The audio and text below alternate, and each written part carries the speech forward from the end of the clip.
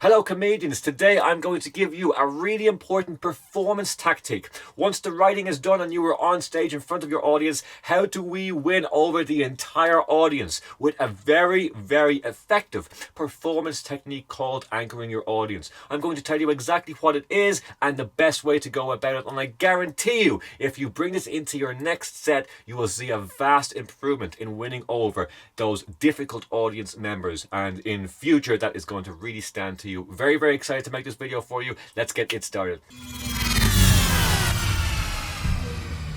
Hello and welcome to another episode of Let's Talk Comedy. My name is Gary Michaels and this channel is dedicated to new comedians. So if you're starting out in your comedy career, then I urge you to hit that subscribe button and join the community. On today's video, I am going to be talking all about how to anchor your audience. What the hell does that mean? Why is it so important? And what is the best way to go about doing it? Let's say you're performing a comedy set and the room is split. Some people are into it, some people are not into it and need work. Some people were into the set and maybe need to be brought back on board again. Well, the quicker you figure out what sort of an audience you're performing in front of, the better it's going to be for you. Now, obviously, at a lot of gigs, you're in the room before you can perform. So you should be paying attention before you get on stage as to what kind of an audience you are going to be up against. That's the great gift you have at an open mic comedy night, because you're there, you can experience the audience before you get in front of them. So you know who's up for it, you know who's not up for it,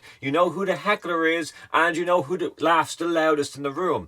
Knowing this beforehand is absolutely amazing to you, will keep you ahead of the game. However, we need to know how to spread the correct energy around the group of people we're performing in front of to turn them into an audience. That's what anchoring an audience is. It's taking the joy of the people who are really into it and spreading it around. Now, how do we go about doing this? Well, if you haven't figured out exactly where the good energy is before you go on stage, then the opening few moments of your set is absolutely crucial. Not only does it give the audience a chance to get on board with who you are, but you should be taking a mental note at the very beginning of your set as to who is involved in what you're saying, who is enjoying it, and who will need work on. Once you've won over the people who are open to you at the beginning, you are going to use their energy to win over the people who need more work. Now, obviously, you want to win over as many people from the beginning of your set as you possibly can, but sometimes that's just not going to happen. And sometimes it's not even down to the style of comedy you perform. Perhaps the act on before you did not hit the mark with the audience, and therefore, as a result, the whole energy of the night dipped. Or maybe the act on before you hit it out of the park, and everybody just needs a few moments just to group themselves, and they were so entertained, and maybe the MC brought you on a little too quick after that, and it's up to you to bring the energy down before you can bring it back up again. All of these are factors that we have to consider outside of our own talent and what we can bring. And if we know what happened before we went on stage, well, we can correct the mistakes if they were made, or we can go about it a different way in order to win the crowd over for us if needs to be done. But anchoring an audience is what this whole process is called. And what you're going to do is, when a joke works and when you feel that a particular member of the audience or group of the audience are really listening to the setups and the information in between the punchlines, and then when the punchlines come, they are acting in the way you want, they are laughing, they are giving a good overall response, and certainly would be a good option of discussion if you wanted to talk to the audience. There, you're obviously going to talk first to the people who are really into it. Therefore, everyone else hopefully wakes up, shakes themselves off a little bit, and gets ready to talk to you too in the correct manner. So by talking to a positive member of the audience first, you kind of teach everyone else how it's done. You don't want to open up communication first with someone who doesn't seem to be into what you're saying, because they might not like that and might either be very shy, very closed off, not give you anything to work with, or even worse yet, might think that they can do one better than you and try and start to kind of heckle you and just be cheeky, and that never really really goes to a place that has correct energy. You might get one over on them by a comeback, but it doesn't really better your set, and you're kind of left in this stalemate position of, well, I probably shouldn't have even spoken to them in the first place, and the set is not going any proper direction after that. So obviously you're going to talk to someone with correct energy at the beginning of the set if you choose to talk to someone. As always, if you're enjoying the content on this video, all you need to do is just hit that like button. It really means a lot to me, and it also puts the video in front of more eyes on a YouTube platform, which makes everybody hopefully a lot happier. Hit the like button right now. Let's get back to the video. But if you don't choose to talk to them, you can smile at them, you can engage them, you can perhaps look towards their direction, look into their eyes, if it's only a few people, while you tell the punchline, certainly one that you know is going to get a good reaction from them. If you look directly at someone, tell a punchline, and they laugh, they get a great response, everybody else has been taught how to react at a comedy club. It's kind of like you're constantly teaching people, certainly those who don't believe in you as much, that, hey, I am funny, look, these people have a great reaction towards me, and what you're trying to do is spread that around. So if you're discussing something that has no punchlines and it's kind of a setup and it's kind of a bit of a story, you want to look and talk right at some member of the audience that's really into it, and then for maybe a little while longer, just so they feel like you're giving them a little too much attention. And then just before it's too long, you want to immediately turn all of your attention to someone who needs it, to someone who might not be into the set as much as those members of the audience who are into the set. But you're only going to look at them for a very brief moment of time. You're just going to look, you're going to say a few words of your material looking right at them, and then you're going to go back looking at the general population of who is interested in it, and then you're going to focus on one of those people again in a very direct, very intimate way, and then yet again you are going to look back at somebody else who might need a little bit of work.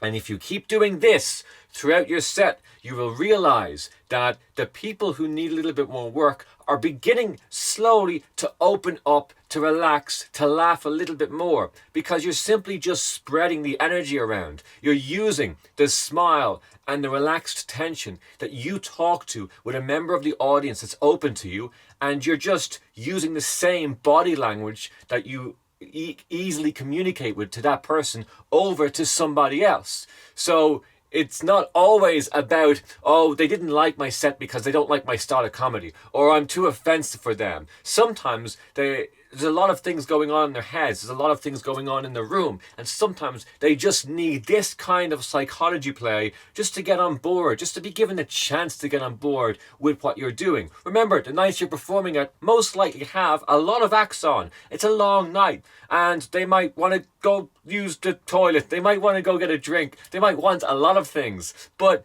when you go on the stage, it doesn't matter what anyone in the audience wants. Your job is to win them over best you can. Because later on down the line, these basic tactics are really going to stand to you. Let's say you're performing at a corporate function. You want everyone at a corporate event to really enjoy the entertainer that they've booked, because they're probably going to spend a lot of money for you. So if that's the kind of gigs you want to get, well, you want everyone to be giving you 5-star reviews and saying just how great this event was because they had you. And a great performer at a corporate event, that's the kind of things people say about them. So I'm thinking long picture for you here. If it's what you really want to do and you really want to make some decent money out of it way down the line, well then you need to understand these basics right now, and you need to get using them and use your body language on stage, use what you're saying on stage to really engage with the people in the room. Because if you go up there and don't look at anybody and don't really get involved in people's spaces and look at them in the eyes when you talk to them and be a member of the room, of the experience, and you're just mouthing off pieces of material that you wrote and that you learnt off just like a machine, well, some of your jokes might be funny, they might get laughs, but they're not going to correct a problem. And that's what being a performer, that's what most professions are all about. It's correcting a problem. When you get up in front of a stage, sure, you're going to have a few people who like you, but the people who like you in the room, that's only the first building block. Everybody has some amount of people who's going to like them. Even if you are not funny at all, you might have a few people in the room who like you just because you got up there and they're just supportive people.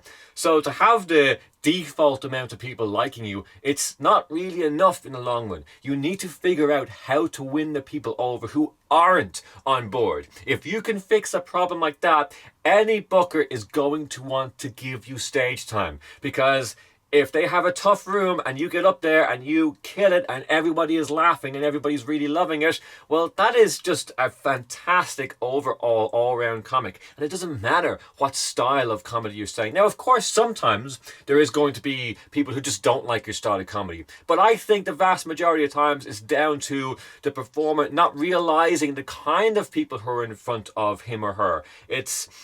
If you do have offensive material and you think, oh, this crowd doesn't like offensive material, well, maybe they are open to it. Maybe you just went up there with too much confidence and didn't win them over beforehand. So anchoring your audience is the best way to do all that. To take the whole idea of anchoring an audience even further, for those of you who do like to open up dialogue with the audience and talk to them after you've done all your intro material, well, you can go even further with this. You can open up dialogue, obviously, as I've said already, with members of the audience who are really liking what you're doing. The best member of the audience is the best one to open up with. Not to pick out as a volunteer, that's a whole different kind of theory. I'll get to it in another video. But to open up dialogues from where they are and just talk back and forth with them for a brief period of time, you want to pick the most open, most positive person towards your set. But the second person you pick doesn't need to be very positive at all towards your set. In fact, they can be kind of sitting back. You don't want to pick the worst person in the room, in your opinion. You want to pick someone who is kind of mildly enjoying it, who could do it a little bit of work. So you choose them. But yet again, you only stay for an even briefer, even shorter period of time with that one person. And then back to another person who is really enjoying the set, perhaps the person sitting next to who is really, really liking it. Now, of course, you're going to connect all of these in your own creative ways. Like, you might be talking about a relationship and you pick the woman next to a guy sitting in the front table. Now, you're picking her because she's really open to the comedy. But the audience think you're picking her because it fits in well with your material. So you ask her about the relationship. Is she with the guy she's sitting next to? Yes, she is. Now, you can get a great response off that, and she's going to be open talking about it because she's loved the set. She's an open person. She's really enjoying the night spent out. And then you're going to pick someone who needs more work, but the material stays the same. You know you've already gotten a few laughs over talking about the relationship, if that's what you talk about. And then you talk to someone else, you talk about their relationship, who they're sitting next to. And then here's a great reason for going back. You go back and talk to the other person in this relationship. They're both into your material, and the material doesn't change. You know you've already gotten a laugh talking about it from her. Now you're going to get a laugh talking about it from her partner, whoever that is. So you can see how the material, you can use this as your own crutch. The material stays the same. You get a laugh off of with a person who really enjoys it. You'll most likely get a few laughs off of with someone who needs a little bit of work. Then you go back to someone who's really enjoying it. You get more laughs again. And then you can even go back to another person and who needs more work, even more work than the original person, spend a little bit even shorter period of time. So you're kind of teasing the material out of people who need it, and you're letting them know that just by opening up and talking to you, and it's only going to be for a brief period of time, and it's going to be pleasant, and you're not going to attack them. No one's going to be laughing at them. They're all going to be laughing together as a group. And if you can train people into thinking like that, you're on to a winner, because that's all people want. When people want to go to a comedy, certainly at the lower level comedy, and certainly at the majority of even higher level gigs, people want to be connected. They want to go out and experience a buzz on stage with their friends. And if they go to a stand-up comedy club, that's exactly the buzz they're after. Don't be thinking for a second that, oh, these people don't want to be picked on. These people don't want me talking to them. They do. They've come up. They're in the room. They are open to you developing on stage at the gig you're at, because everyone knows it's an open mic gig. We're going to get to see people develop. We're going to get to see people try out material for the first time, and develop their own character on stage, and that's a unique and beautiful thing. And of course, since you already have a message and a story to tell, well, these are only ways of getting everybody on board. This is anchoring an audience is to be done from the beginning throughout the entire set, and you will see that throughout your entire set, anchoring an audience gets easier to do. And if you keep it in your mind and perhaps write it down on a piece of paper and just look at it every time before you go on stage, because all your material should already be learnt off. That shouldn't need to be thought about. That should be just like a machine ready to go. But this is the performance tactics. This makes it feel like you're one of them, and like it's not so much learnt off like a machine, because anyone can go up and just mouth off the material like a machine and have no meaning or no connection behind it. You want to be up there making sure that everybody gets on board with who you are as a comedian and what your material is about. And if they get on board, they'll most likely be up for listening to whatever you want to say. Sometimes they'll come up to you after you do this and you just pay attention to anchoring an audience, and you'll have audience members saying, I normally don't like that kind of style of comedy, but you pulled it off really, really well. Well, the reason they're open to it is because you just gave them time to come on board with what it is that you're about. And especially if you're going to be doing offensive material, this is a great technique to use, because it is the most effective way of getting over offensive material on an audience. Because if you go up there, as I've said on this channel over and over again, if you go up there and just do offensive material straight away and don't win anybody over with a few tricks of performance, well, they're just going to think, I don't like this person. And it's not down to your material, it's down to the fact that you didn't let them on board with who you are before you tried to shock and offend them. And nobody likes that. Even in a one-on-one conversation, if you see that happen, it's not a pleasant thing to be a part of. So don't fall into that beginning trap and just go up there and offend straight away. The same goes for the stories. Don't go up there and give a long-winded story straight away with no punchlines, expecting people just to listen to your day.